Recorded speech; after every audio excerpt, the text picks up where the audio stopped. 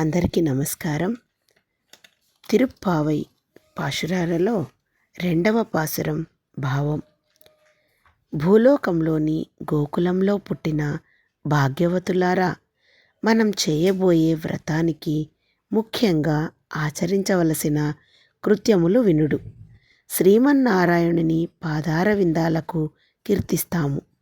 అతనితో కలిగిన విశ్లేష సమయాన ఇతరములైన ఎట్టి భోగ్య విషయాలను తలచము.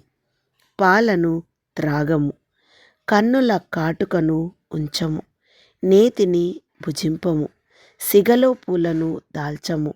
అనగా శాస్త్ర విరుద్ధములైన ఎట్టి పనులను చేయము, ఒకరిపై చాడీలను చెప్పము, సత్పాత్రదానము చేతము.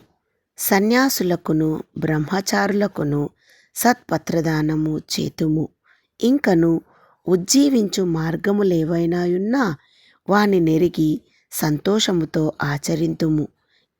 ఇట్లు ఈ ధనుర్మాస కాలమంతయు కొనసాగింతుము. ఇదియే మన వ్రతము.